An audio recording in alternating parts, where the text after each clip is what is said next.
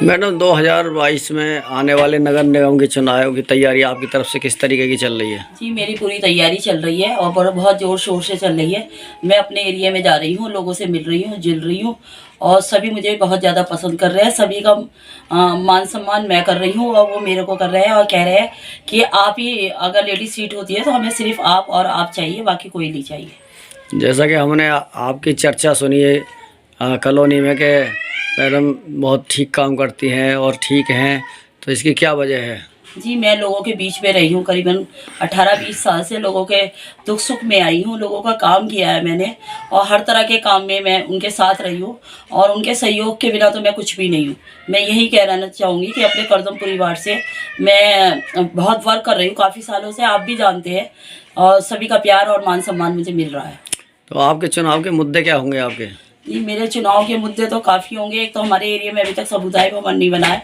अगर मुझे party ticket दे देती है और मैं निगम चुनाव जीत के निगम में आती हूँ, सबसे पहले तो अपने एरिया में एक समुदाय भवन बनवाऊंगी, जिसकी बहुत ज़्यादा हमें ज़रूरत भी है और कमी भी है। हमें खुद महसूस होती है कि हमें बहुत दूर हमारे एरिया के लोगों को जाना पड़ता है। और जैसे कि आप जान रहे हैं, शराब के ठेके है, कांग्रेस जगह जगह प्रदर्शन कर रही है। अगर मैं निगम के जीत के आती हूँ और मेरे एरिया में अगर शराब का ठेका खुल जाता, सबसे पहले वो बंद करवाने का मैं काम करूँगी। अच्छा, दिल्ली सरकार ने 10वीं 12वीं की एग्ज़ाम फीस इस बार इतनी बढ़ाई कि उसको 6 गुना कर दिया है। यानी जब 300 रुपये जाते थे 10वीं के, उनसे 1800 रुपये लिए और वो 1800 रुपये भी एक सीमित समय रखा गया उसमें, 1 हफ्ते का 10 दिन का जो भी है, और उसके बाद सीधे ही पेनल्टी उस पर 2000 रुपये रखी गई।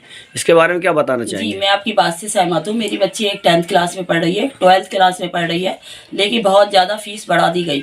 यानी कि 10th क्लास की 1800 रुपये बोर्ड फीस कर दी गई और 12th क्लास की 2200 रुपये फीस कर दी जाए। और टाइम बिल्कुल सीमित रखा गया, 5 दिन का या 7 दिन का रखा गया। अगर आप नहीं भरते हो तो आपको डबल पेनल्टी देनी पड़ेगी। ये सच्चाई है। केजरीवाल वैसे तो शिक्षा कहते हैं कि हमने बच्चों के लिए शिक्षा बहुत करी है, उन्होंने सिर्फ कुछ नहीं करा, पेट का काम ज़्यादा करा। शिक्षा तो बच्चों की है ही नहीं कुछ।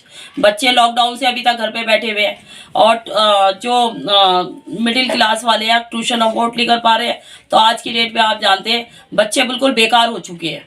किसी भी तरह की बच्चों को पढ़ाई एजुकेशन मिल ही नहीं पाई है।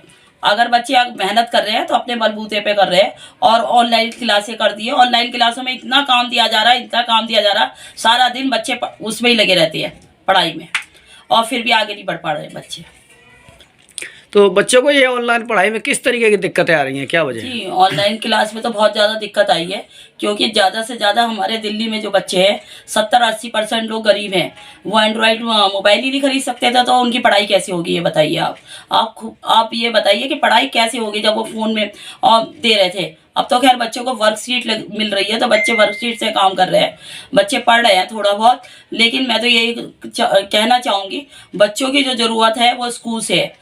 स्कूल से पढ़ाई सही तरह मिले। क्या ये नहीं था सरकार का, क्या सरकार ये नहीं देख सकती थी कि कितने गरीब बच्चे हैं, उनको एक फ़ोन या लैपटॉप छोटा सा लेके दे देती, जिससे बच्चे अपनी पढ़ाई घर में बैठ के आराम से कर सकते थे।